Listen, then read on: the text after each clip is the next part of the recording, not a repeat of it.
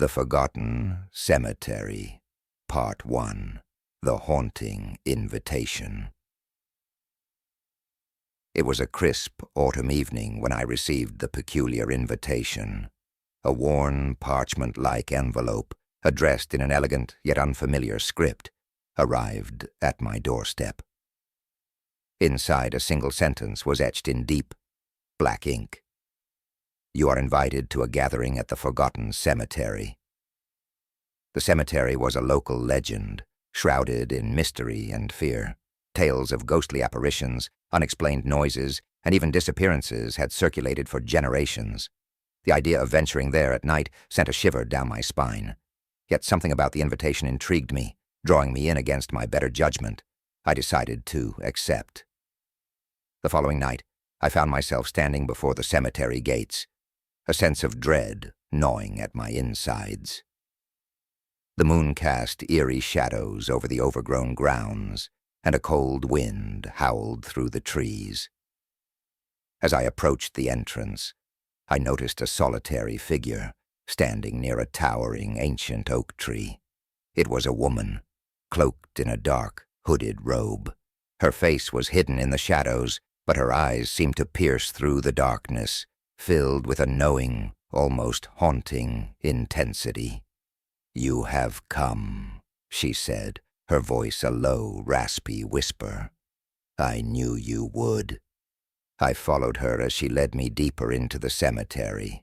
The ground beneath our feet was uneven and littered with fallen leaves.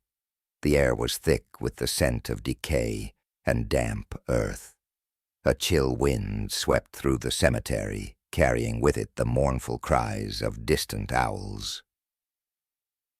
Part 2. The Unveiling of Secrets.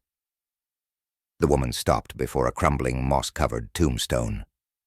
"This is the resting place of Elias Blackwood," she said, her voice barely audible over the howling wind. "He was a man of great power, but also of great darkness." As she spoke, the tombstone began to glow with an eerie, otherworldly light.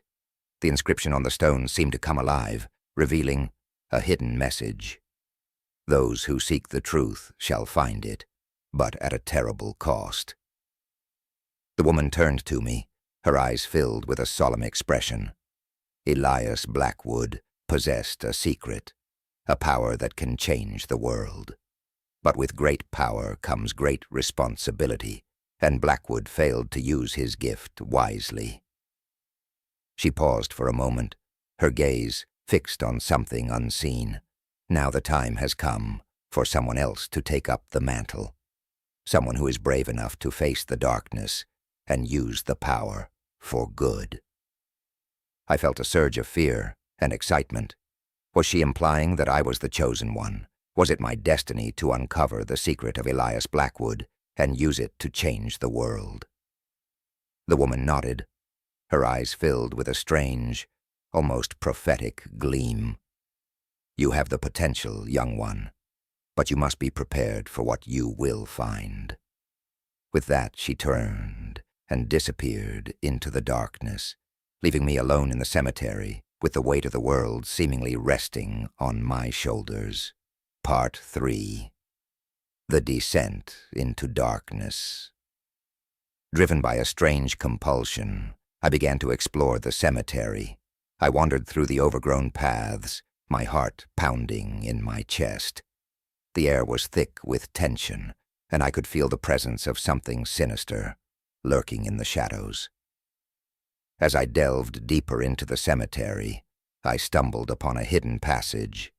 It was a narrow, winding tunnel that led beneath the ground.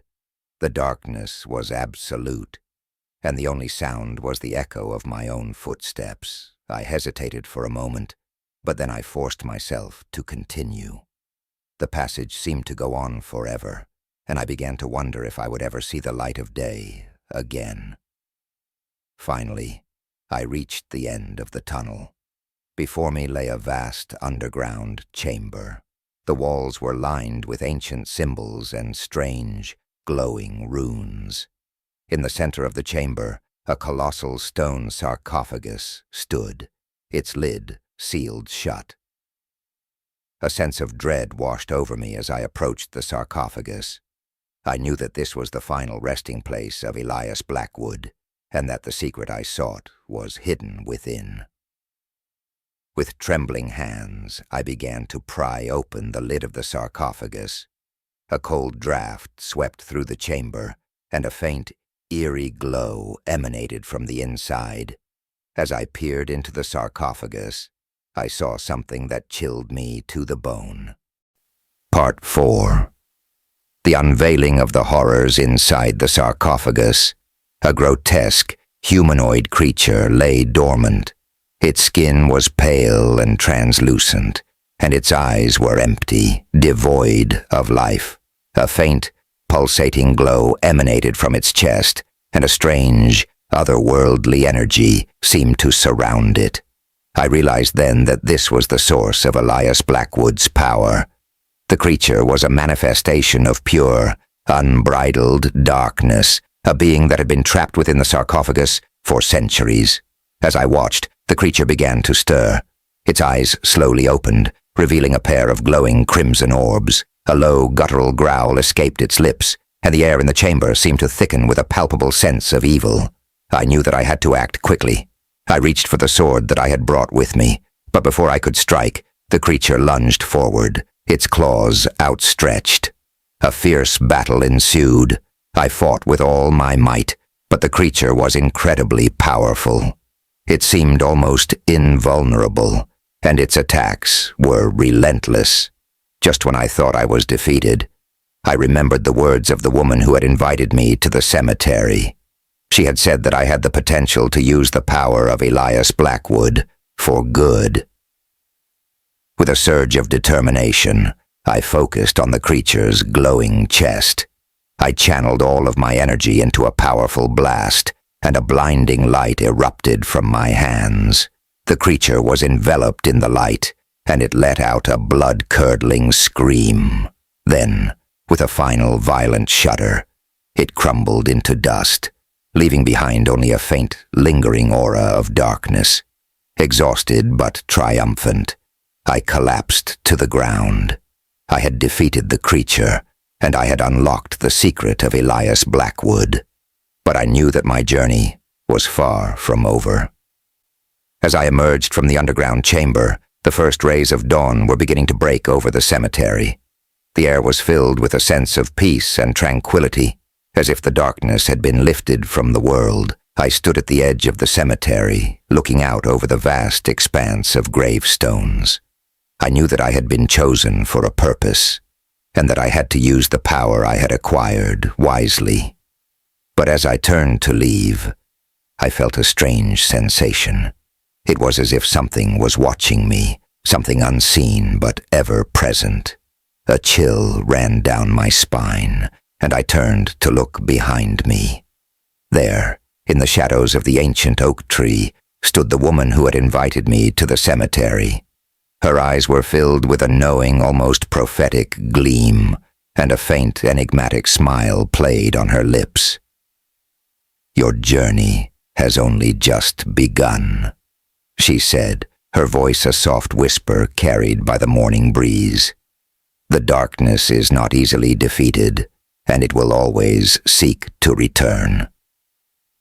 With that, she turned and disappeared into the mist, leaving me alone with the weight of the world on my shoulders. As the days turned into weeks, I began to realize the full extent of the power I had acquired. I could manipulate the elements, control the minds of others, and even see into the future. But with this power came great responsibility. I knew that I had to use it wisely to protect the innocent and fight against evil. One day, a dark cloud descended over the town. A malevolent force had awakened, and it was spreading fear and chaos wherever it went. I knew that I had to stop it before it was too late. With the help of a small group of loyal followers, I confronted the dark force. It was a battle of epic proportions, a clash between light and darkness. In the end, I prevailed. I used the power of Elias Blackwood to banish the darkness, and restore peace to the land. As the sun rose over the town, I stood on a hilltop, overlooking the peaceful landscape. I had fulfilled the prophecy, and I had become the guardian of the world. But I knew that my journey was far from over. The darkness would always be there, lurking in the shadows, waiting for its chance to return. And I would be there to stop it, forever.